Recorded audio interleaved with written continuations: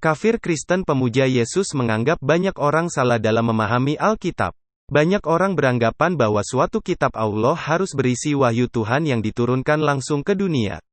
Kitab itu dianggap harus murni 100% dari surga, tanpa campur tangan manusia, tanpa cacat, tanpa kekurangan dan tanpa kelemahan sekecil apapun. Isi, pesan, makna, bahasa dan ungkapan redaksional kitab ini dianggap harus sempurna sampai ke titik dan komanya. Namun itu keliru, kata kafir Kristen pemuja Yesus. Kitab Allah memang seharusnya berisi wahyu Tuhan yang diturunkan langsung ke dunia. Kitab itu harus murni 100% dari surga, tanpa campur tangan manusia, tanpa cacat, tanpa kekurangan dan tanpa kelemahan sekecil apapun.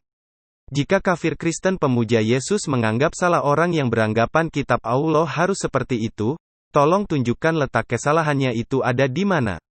Jangan menganggap salah orang yang mengatakan kitab Allah harus berisi wahyu Tuhan dan seluruh isinya harus sempurna tanpa kekurangan, namun kalian sendiri tidak mampu menunjukkan kesalahannya di mana.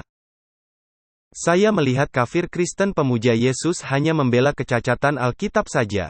Mereka tahu banyak kesalahan dalam Alkitab dan mereka tidak mampu berbuat apa-apa. Pada akhirnya, orang-orang yang menganggap kitab Allah haruslah sempurna justru dianggap salah oleh kafir Kristen pemuja Yesus.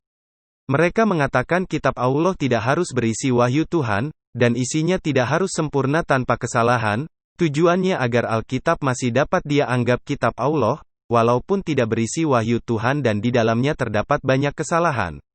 Yang namanya kitab Allah itu harusnya berisi wahyu Tuhan. Kalau kitab tidak berisi wahyu Tuhan, maka kitab tersebut tidak bisa disebut kitab Allah. Akal kalian di mana sih? Punya otak, tapi seperti tidak punya akal. Kafir Kristen pemuja Yesus mengatakan bahwa penulis Alkitab telah dituntun Roh Kudus, sementara Roh Kudus adalah salah satu Tuhan dalam keyakinan Kristen. Jika benar penulis Alkitab diilhami Roh Kudus, maka apa yang ditulis oleh penulis Alkitab tidak akan ditemukan kecacatan, kekurangan dan kelemahan sedikitpun.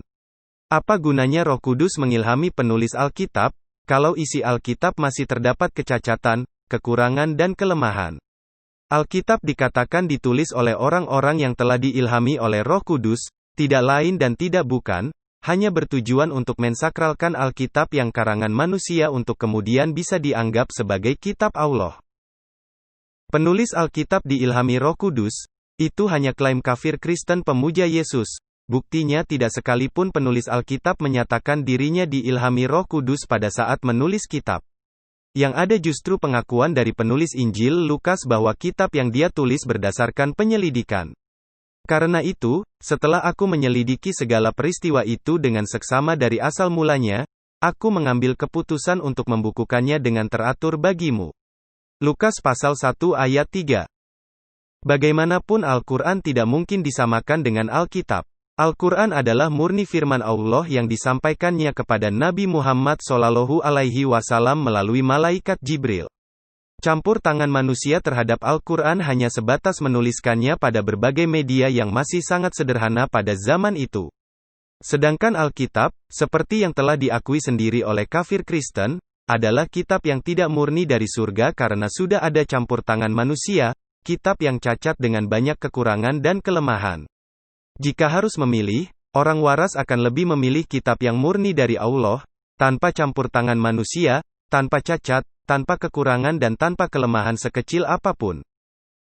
Yang dimaksud Alkitab dalam tulisan kafir Kristen pemuja Yesus ini bukanlah kitab-kitab dari Perjanjian Lama, akan tetapi hanyalah kitab-kitab dari Perjanjian Baru. Itu dapat diketahui, karena konsep pengilhaman yang dijelaskan kafir Kristen pemuja Yesus hanya bersumber dari kitab-kitab Perjanjian Baru.